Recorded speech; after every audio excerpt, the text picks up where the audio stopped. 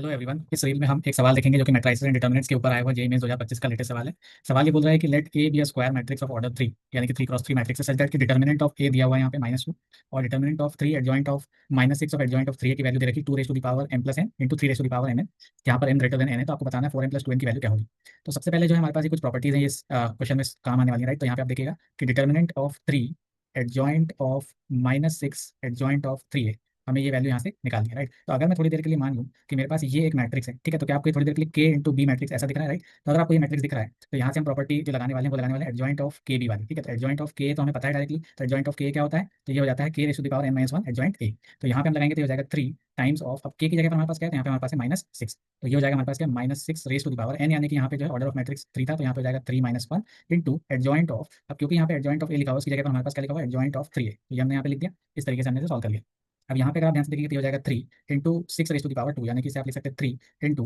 6 को हमने 3 इंटू 2 का स्क्वायर लिख लिया। अब एडजॉइंट ऑफ एडजॉइंट 3 लिखा हुआ है हमारे पास, ठीक है। तो एडजॉइंट ऑफ एडजॉइंट 3 है। अब इसमें आप क्या देखेंगे कि यहाँ पे हमारे पास इसकी भी एक प्रॉपर्टी होती है, राइट। तो इसको हम लगाने के लिए पहले इसको कोई मैट्रिक्स सी मान लीजिए, तो इसको आपने ऐसा लिख लिया। अब हमें पता है कि determinant of k into A जो है k raise to the power n, determinant A होता है, तो हमने से सी माना, तो हमारे पास ये क्या हो जाएगा, तो 3 into 2 raise to the power 2, और इस पूरे के ऊपर हमारे पास क्या आ जाएगा, तो ये जो n है ऑर्डर ऑफ द मैट्रिक्स आ जाएगा, यहाँ पे 3 हो गया डिटर्मिनेंट सी। तो डिटर्मिनेंट सी जो है एक्चुअल में है क्या, तो ये है एडजॉइंट ऑफ एडजॉइंट 3 है, तो हम यहाँ पे लिख लेंगे एडजॉइंट ऑफ एडजॉइंट 3। तो एडजॉइंट ऑफ एडजॉइंट 3 हमने लिख लिया, राइट। अब हमें एक और प्रॉपर्टी यहाँ से पता होनी चाहिए कि एडजॉइंट ऑफ एडजॉइंट ए का डिटर्मिनेंट जो होता है वो हो जाता है determinant A raise to the power n - 1 का होल स्क्वायर, ठीक है। तो यहाँ पे हमारे पास क्या लिखा है, एडजॉइंट ऑफ एडजॉइंट 3 है। तो यहाँ पे सबसे पहले जो हम यहाँ पे से किस तरीके से लिखेंगे, तो ये हो जाएगा हमारे पास determinant of 3 raise to the power n - 1 का स्क्वायर, यानी कि 2 का स्क्वायर, ठीक है, ये हो जाएगा। और जो बचा हुआ है हमारे पास इस तरीके से कि 3 क्यूब हो गया, ये हो गया हमारे पास पावर में 6, ठीक है। तो 3 पावर 6 और 2 रेज़ टू द पावर 6, ये हो गया, राइट। अब हमें यहाँ से पता है कि डिटर्मिनेंट ऑफ 3 यानी डिटर्मिनेंट ऑफ के वाली प्रॉपर्टी लग जाएगी, तो ये क्या हो जाएगा फाइनली, तो हमारे पास ये हो जाएगा 3 रेज़ टू द पावर 9 ये वाला, ठीक है, 2 रेज़ टू द पावर 6 ये वाला, और साथ में ये जो 3 हमारे पास लिखा हुआ है, तो 3 ए जो हमारे पास क्या हो जाएगा, तो ये हो जाएगा 3 raise to the power 3 into determinant of A raise to the power 4, ठीक है। तो ये पूरे की पावर में 4 है अगर आप ध्यान से देख रहे हो, ठीक है। तो अल्टीमेटली हमारे पास ये क्या मिल जाएगा, तो आप देखेंगे कि 3 raise to the power 3 into 4 है, ठीक है, और 3 रेज़ टू द पावर 9, तो ओवरऑल आप ये पावर देखेंगे तो 9 और 12, तो कितना आ जाएगा 3 raise to the power 9 plus 12 हो जाएगा। और यहाँ पे आप देखेंगे तो 2 रेज़ टू द पावर 6 है, और determinant of A raise to the power 4 है, तो डिटर्मिनेंट ए एक्चुअल में है क्या, तो -2 है, तो यहाँ पे आप क्या डाल सकते हैं, -2।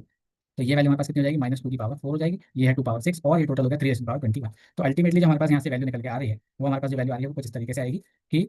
3 रेज़ टू द पावर 21 और 2 रेज़ टू द पावर 6 और 2 raise to the power 4, total 2 raise to the power 10 हो गया। अब हमें पता है कि ये वैल्यू m प्लस n दे रखी है और ये वैल्यू mn दे रखी है, जैसा आप सवाल में देख सकते हैं, ठीक है। तो यहाँ पे आप इसे डायरेक्टली सोच सकते हैं कि m प्लस n की वैल्यू अगर 10 है तो क्या हम यहाँ पे इसे सोच सकते हैं, और mn की वैल्यू 21 है, तो mn की वैल्यू 21 है, तो आप इसे सोच सकते हैं कि 3 इंटू 7, यहाँ से आप बोलेंगे m जो है 7 हो जाएगा, n 3 हो जाएगा, m प्लस n जो है वो 7 प्लस 3 यानी कि 10 हो गया, और इसी कारण से वहाँ आंसर जो हो जाएगा क्या हो जाएगा, तो 4 इंटू 7 प्लस 2 इंटू 3, तो अल्टीमेटली 4 इंटू 7 प्लस 2 इंटू 3 यानी कि 28 प्लस 6 यानी कि 34, तो 34 विल बी द